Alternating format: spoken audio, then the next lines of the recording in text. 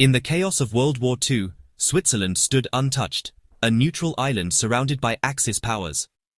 Many wonder how this was possible. Was it luck or diplomacy? The truth is far more fascinating. Switzerland had a secret plan to turn the country into an impassable fortress. Their strategy wasn't just about soldiers, it was about engineering, secrecy, and a willingness to destroy their own land. Knowing they couldn't defeat the German Wehrmacht in open battle, the Swiss used their greatest asset, the Alps. The plan, called the National Redoubt, meant retreating into a fortified mountain zone and conceding the lowlands. Every major bridge, tunnel, and pass was rigged with explosives, ready to be destroyed at a moment's notice. While the world saw a peaceful nation, a hidden network of soldiers and engineers trained for Case D, the demolition of their own infrastructure. They had a secret code that could trigger thousands of explosions in hours. This was no bluff. If Hitler invaded, he'd inherit a wasteland of blocked roads and collapsed bridges. Switzerland's WWII defense is a lesson in strategy and deterrence. It shows how clever planning and determination can make invasion too costly to attempt.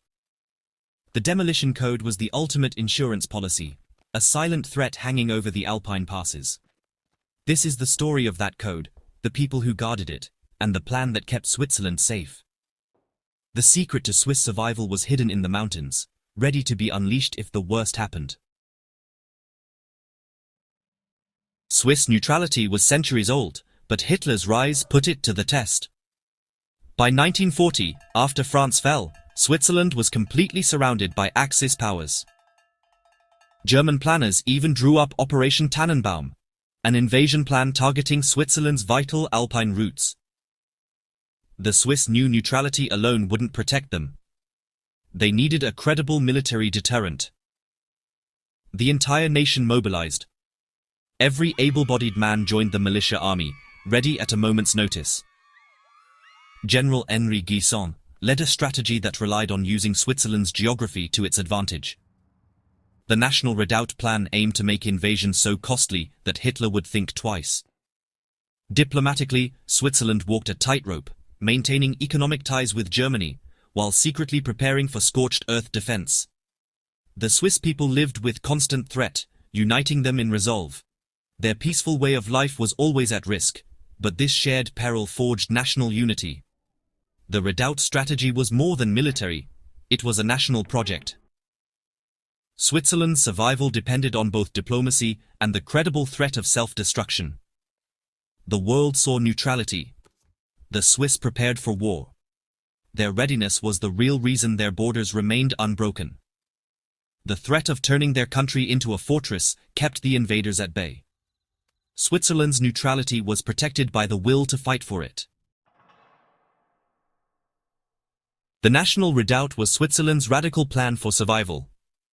Instead of defending the borders, the army would retreat into the Alps, abandoning the vulnerable lowlands. Deep in the mountains, the Swiss built bunkers, tunnels, and underground airfields, an Alpine fortress ready for siege. The redoubt was designed for attrition, make every inch of ground costly for the invader. The key was time. The army needed to retreat and fortify before the enemy arrived. That's where the demolition plan came in. Destroying roads, railways and bridges to slow the enemy. General Guisan made it clear, there would be no surrender. The army would fight from the mountains to the last man. The redoubt was psychological warfare as much as military, telling Berlin that Switzerland would not fall easily. The threat of a long, bloody campaign was enough to make Hitler hesitate. Switzerland's best weapon was making invasion look like a nightmare. At the heart of the redoubt was the secret demolition code. A simple set of code words that could unleash destruction nationwide. The order to demolish would come from the top, cascading down through the ranks. Each commander received a code word, passing specific orders to their units, like avalanche for bridges or rockfall for tunnels. Soldiers waited for a single word, knowing it meant arm the explosives and destroy their target. The system relied on absolute trust, discipline, and secrecy. Code words were compartmentalized. No one knew the whole plan. Even if captured, a soldier could only reveal a tiny piece of the puzzle. This ensured the integrity of the entire defensive system. The demolition code was Switzerland's ultimate trump card. Destroying thousands of targets in hours required years of preparation. Swiss engineers identified every critical bridge, tunnel, and road, designing detailed demolition plans for each. Many bridges had hidden demolition chambers, Sprengkammern, built into their structure, disguised as ordinary features. Explosives were stored nearby, ready to be deployed at high alert. Detonators and wiring were pre-installed for rapid action. Specialized teams regularly inspected and drilled, aiming to reduce demolition time to minutes. The scale was staggering. Enough explosives to level every key crossing. Even after WWII, the system stayed active through the Cold War. Many bridges remained rigged into the 21st century, a silent reminder of Swiss resolve. The engineers behind this system were unsung heroes, ensuring the threat was always real. Their work made the demolition code a credible deterrent.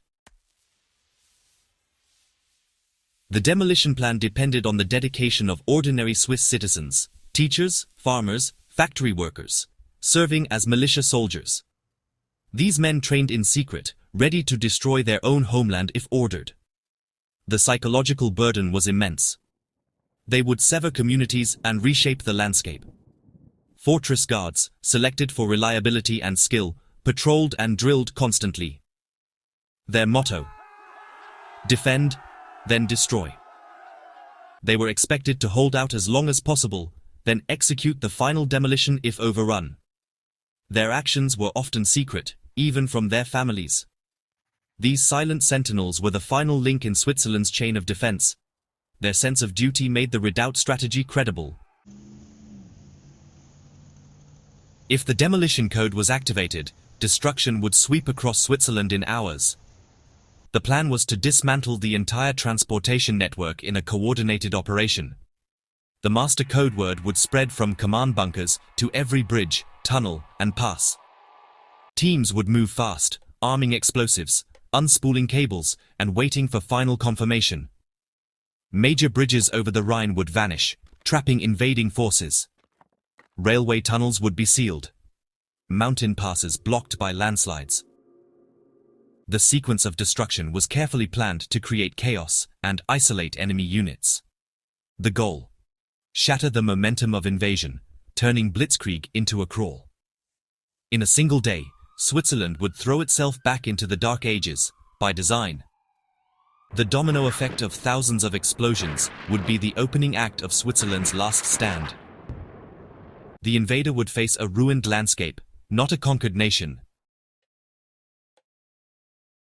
Destroying 3,000 bridges and tunnels would cripple any invading army.